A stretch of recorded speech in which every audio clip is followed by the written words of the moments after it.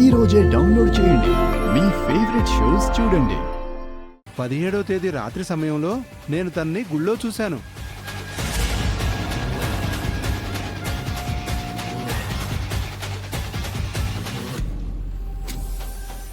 అవని తన కూతురేటో వెళ్ళిపోయిందని చెప్పింది. తల్లి దగ్గరకు వచ్చేసిందన్నమాట.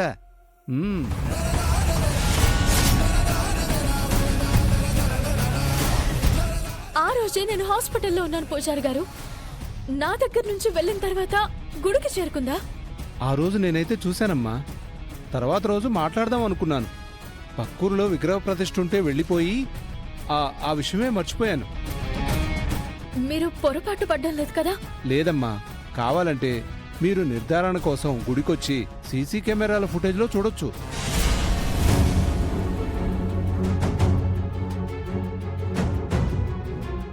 మీకంత అనుమానంగా ఉంటే గుడి దగ్గరికి రండమ్మా.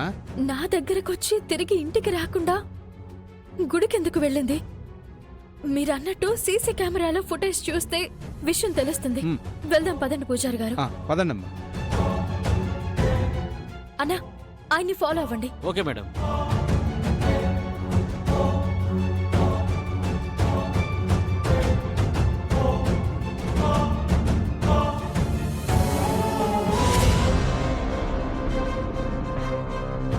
అత్తయ్య, అత్తయ్య, ఏంటి?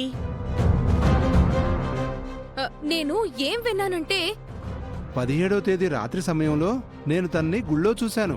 మీరు నిర్ధారణ కోసం గుడికొచ్చి సీసీ కెమెరాల ఫుటేజ్లో చూడొచ్చు. గుడి దగ్గరికి వెళ్లి మనం సీసీ కెమెరాల ఫుటేజ్ ని పరిశీలిద్దాం. మేం హాస్పిటల్ నుంచి సీసీ కెమెరాల ఫుటేజ్ ని తీసుకొస్తే అక్షయ్కి బదులు పాము కనిపించింది. ఆ రోజు అక్షయ్య హాస్పిటల్ కి రాలేదన్నట్టుగా నన్ను కృష్ణని అందరూ తిట్టారు. ఇప్పుడు మనం గుడికి వెళ్తే అక్షయ్ గురించి తెలుస్తుంది. అక్షయ్ సిటీలోనే ఉండి ఎందుకు అందరికీ దూరంగా ఉంటుంది? లేదా అక్షయ్కి ఏమైనా జరిగిందా? లేదా అక్షయ్ మనకి తెలియని రూపంలో ఏమైనా తిరుగుతుందా అనే విషయాలు మొత్తం మనకి తెలిసిపోతాయి. నిజమే నిహారిక. అక్షయ్ని ఎక్కడో దాచిపెట్టి అవని నాటకాలాడుతుందనే విషయాలు కూడా బయటపడతాయి. వెళ్దాం పద. పెద్దావిడ గారు, ఏంటమ్మా? గుడికి వెళ్తున్నట్టు వినిపించింది. నేను కూడా మీతో పాటు వస్తాను. నీ ఫ్రెండ్ అక్షయ్ భాగవతం బయట పెట్టడానికి వెళ్తున్నాం. ప్రతి విషయంలో నువ్వెందుకు తలదూర్చుతావ్? నువ్వింట్లోనే ఉండు. నేను అత్తయ్య వెళ్తాం. వచ్చిన తర్వాత ఏం జరిగిందో నీకు తెలుస్తుంది. అది కాదండి. నువ్వింట్లోనే ఉండమ్మా. నిన్ను తీసుకెళ్లేదే అయ్యుంటే తీసుకువెళ్లకుండా ఉంటానా చెప్పు? నువ్వు రావద్దులే. అత్తయ్య మాటని కూడా కాదనొచ్చావా? అప్పుడుంటుంది నీ సంగతి. పదండత్తయ్య.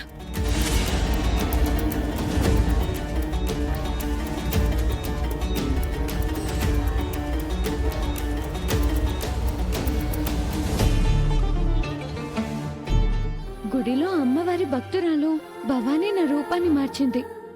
అది కెమెరాలో రికార్డ్ అయ్యుంటుంది. అది ఇప్పుడు బయటపడుతుంది.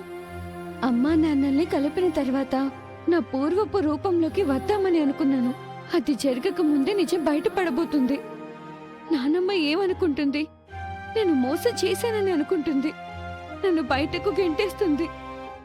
ఎన్ని రోజుల నా కష్టమంతా వృధా అయిపోతుంది. ఈ గండం నుంచి నేను ఎలా బయటపడాలి?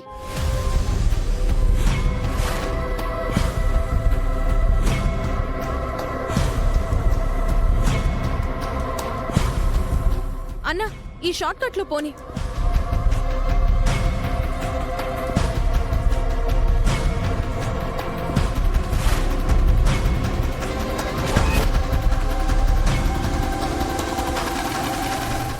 కనిపించింది. అన్నా, ఆ కార్ ని ఫాలో అవ్వరా? అలాగే మేడం.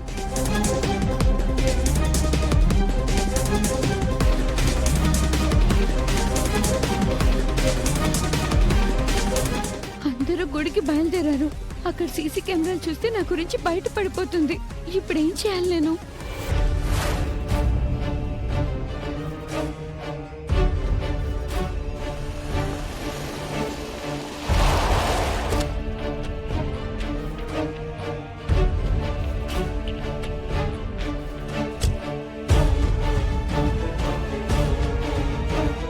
రండమ్మా.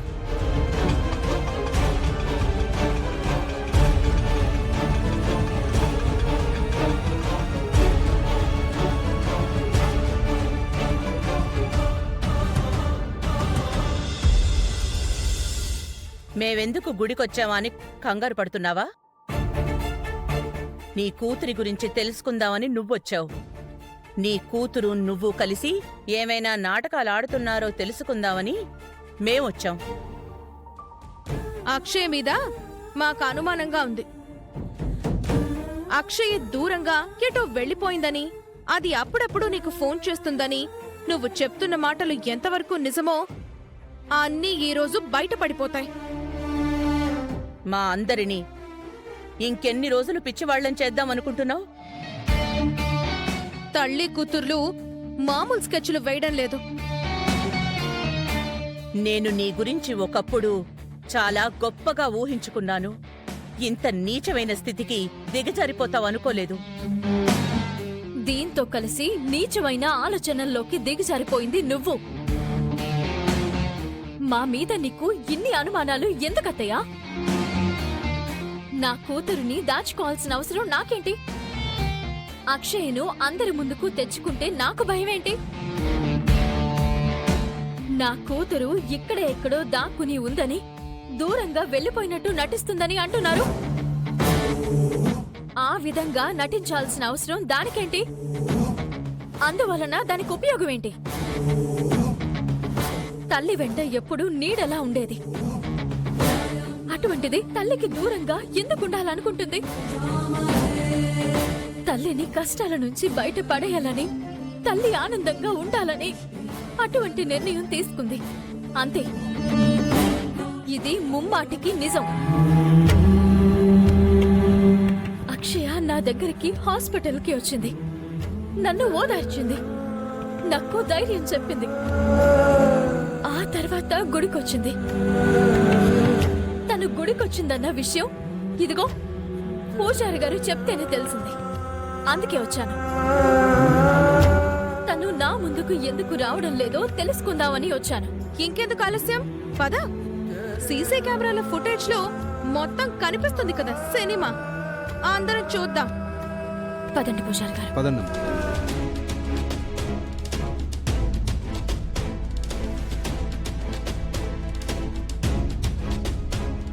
చందు, చెప్పండి పూజారి గారు. 17వ తారీఖు సంబంధించిన ఫుటేజ్ని ఒకసారి ప్లే చేయవా? ఏం జరిగింది పూజారి గారు? ఆ రోజు రాత్రి వీరమ్మాయి అక్షయ గుడిలోకి రావడం నేను గమనించాను. ఆ పాప గత కొద్ది రోజులుగా కనిపించకుండా పోయింది. ఆ రోజు వచ్చిందా లేదా అన్న విషయం నిర్ధారించుకోవడానికి వీరిక్కడికి రావడం జరిగింది. సరే పూజారి గారు,